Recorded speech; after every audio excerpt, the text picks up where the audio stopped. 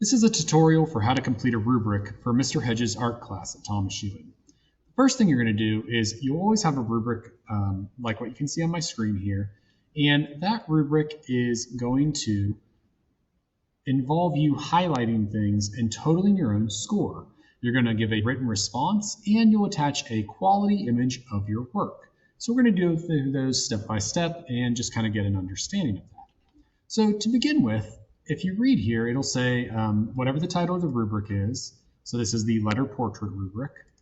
And it will say highlight in yellow each area you fell into on the rubric and then total your score. If I want to make changes to the rubric and I think that you deserve more points or fewer points based upon the rubric, I will change your score with red. Now again, if you follow the rubric's directions, there shouldn't be anything for me to change. It's pretty self-explanatory. Let's go ahead and start. First of all you're going to do is on the left, there is a category. So for the letter portrait, we were using portraits of us. We had to take a portrait.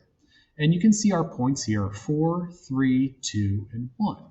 Now, if I would take my work, I would need to see my work to do this. So if we scroll to the bottom, there's always going to be a spot where we have a written response after the rubric and a spot that says attach an image to the assignment or here or on Google Classroom.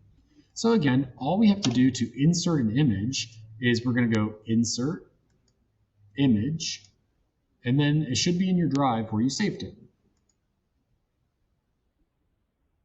And here's my work right here, shows up. Now the work is very, very large, and that's okay, but if we want to scale it down, we can do that. But try not to change the proportions of your work. We don't want to scrunch something up if we don't want it scrunched up.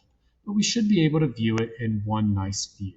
So again, I would say something like this would be fine. So this is my finished work, and you can see that I did incorporate my face, and I added some patterns and designs in here that I will talk about in just a minute for why I made those choices. Now, if you want to attach your work to the actual Google assignment, like if you go into Classroom, you can attach a file, that's fine too. But you need to make sure that there is a quality image for me to pull off of there in case I want to print it or if I need to look at it closer for grading purposes. So let's take a look. The first category says portrait.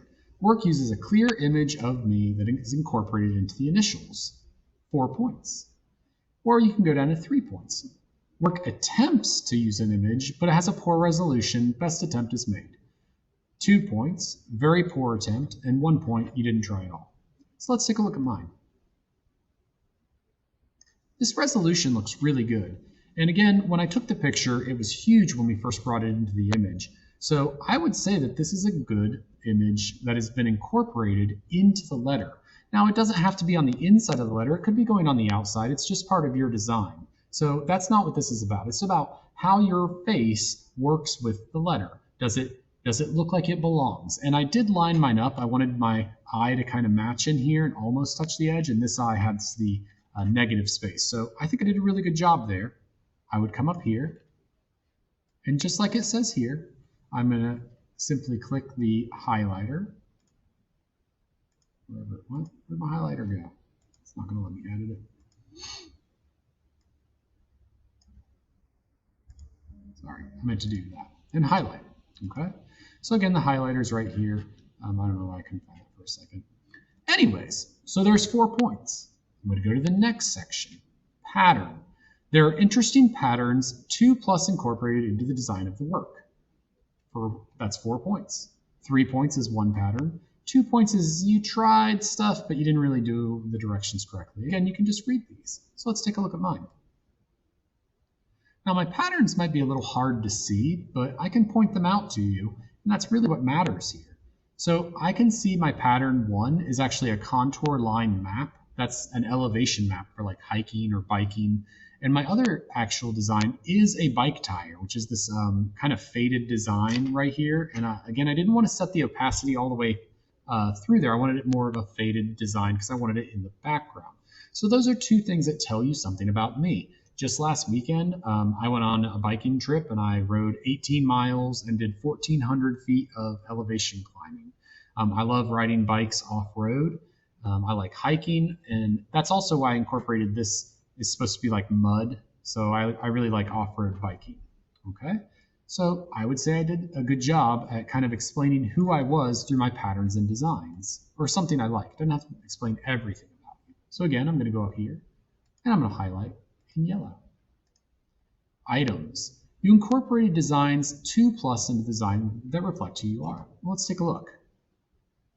One I already told you that I used was this mud splatter. That's actually less of a pattern, more of a design.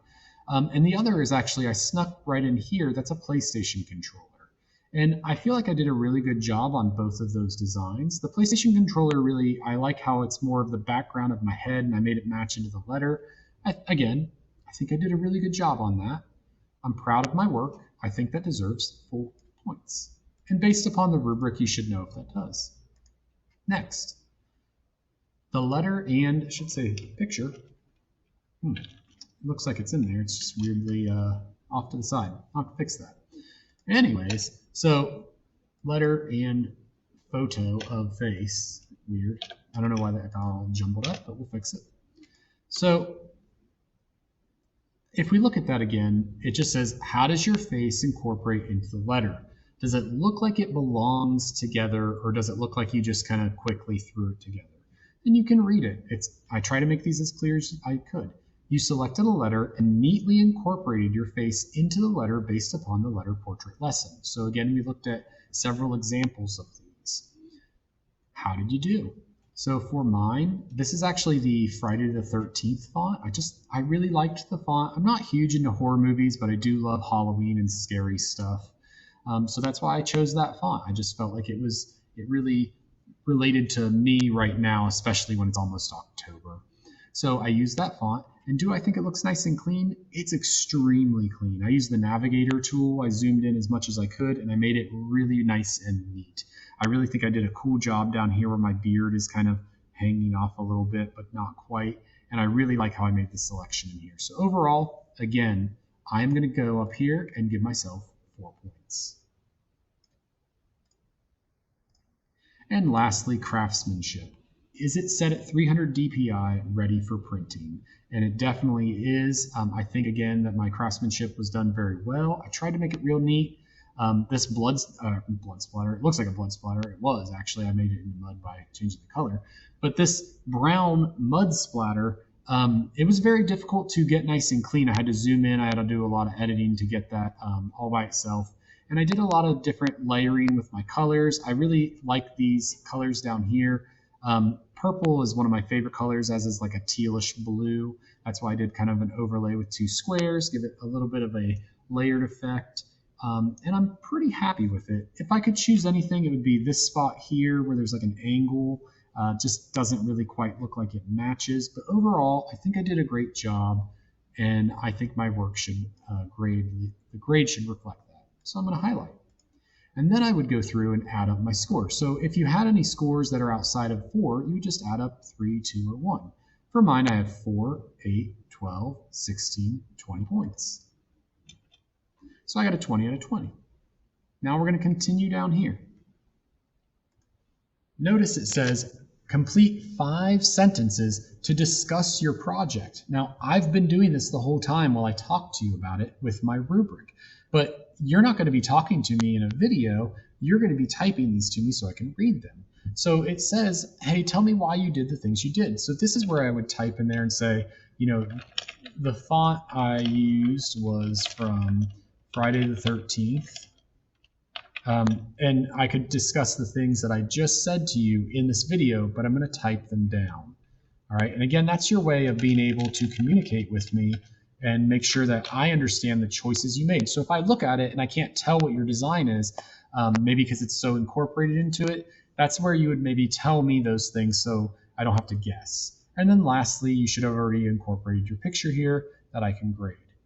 So if you do all those things, you would have your rubric, your score, you'd have your points for your written response, and your image. Then you turn in your work and I can grade that.